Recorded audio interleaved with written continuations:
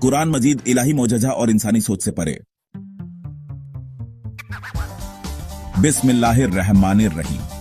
अल्लाह ताला का सबसे बड़ा इनाम इंसान के लिए कुरान मजीद है, जो इलाही रहनुमाई और हिदायत का सबसे मुकम्मल सरचश्मा है।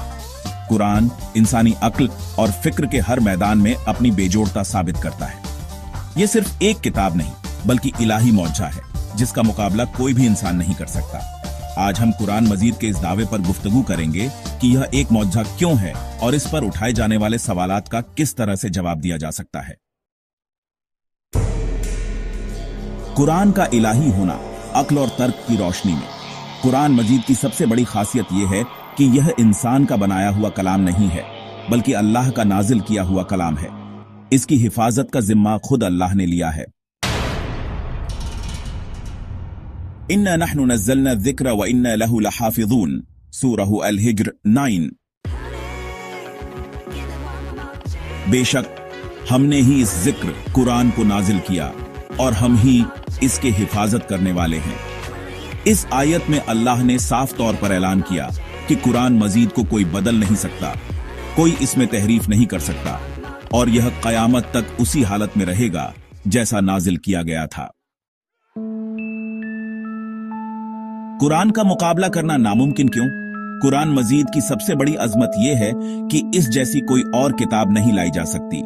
इस पर काफिरों और मुशरिकों ने भी शक किया और कहा कि यह एक इंसान की बनाई हुई किताब है, मगर अल्लाह ने इस पर खुला चैलेंज दे दिया।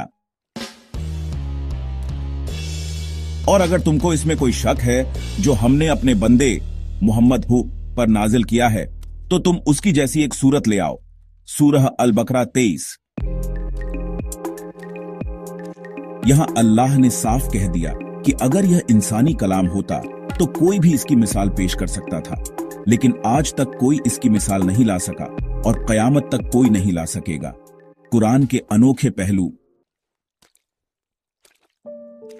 कुरान मजीद का इलाही होने का दावा सिर्फ दलीलों तक महदूद नहीं, बल्कि इसके कई अनोखे पहलू हैं जो इसे दूसरे इंसानी कलाम से अलग साबित करते हैं।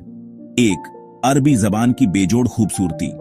कुरान मजीद की जबान और बयान का अंदाज इतना बुलंद है कि आज तक अरबी भाषा के बड़े से बड़े साहित्यकार भी उसकी मिसाल पेश नहीं कर सके। अरबी में हजारों शायर और अदीब हुए, मगर कुरान की बुलंदी तक कोई नहीं पहुंच सका। इल्मी और साइंटिफिक अजूबे। कुरान मजीद में कई ऐसी बातें मौजूद हैं जो इंसान बाद में साइंस के जरिए समझ पाया, जैसे कि समुंदर की गहराइयों में अंधेरा, ब्रह्मांड की शुरुआत, पहाड़ों की जड़ें, इंसानी भ्रूण की बनावट आदि। ये सब बातें उस दौर में नामुमकिन थीं, मगर आज साइंस इन्हें साबित कर चुकी है।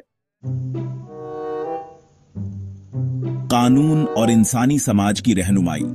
कुरान मजीद सिर्फ इबादत की किताब नहीं, बल्कि यह जिंदगी के हर पहलू में इंसान की रहनुमाई करता है। इसमें इंसान के अधिकार, सजा और इनाम, सियासत, कारोबार, शादी ब्याह और इंसाफ का मुकम्मल निजाम मौजूद है।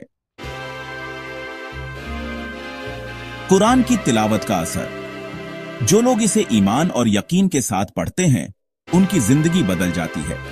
इसकी तिलावत से दिल को सुकून मिलता है और इंसान का अखलाक, चरित्र संवर जाता है। कुरान पर उठने वाले सवाल और उनके जवाब। क्या कुरान इंसानी रचना है? कुछ लोग दावा करते हैं कि कुरान को किसी इंसान ने लिखा है, लेकिन अगर ऐसा होता तो उसमें कोई ना कोई गलती या कमी जरूर होती, मगर कुरान में आज तक कोई गलती साबित नहीं हो सकी। क्या कुरान पुरानी किताबों से लिया गया है?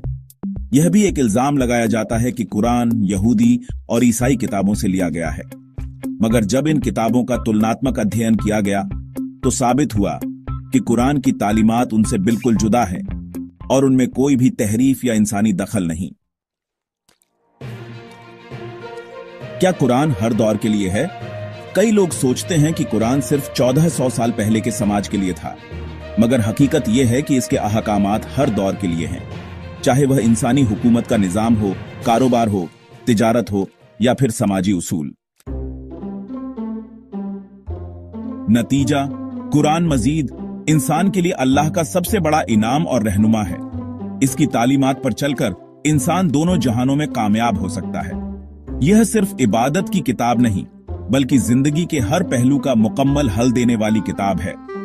यही वजह है कि कुरान का कोई मुकाबला नहीं कर सकता। अल्लाह ताला हमें कुरान की सही समझ और उस पर अमल करने की तौफीक अता फरमाए। आमीन।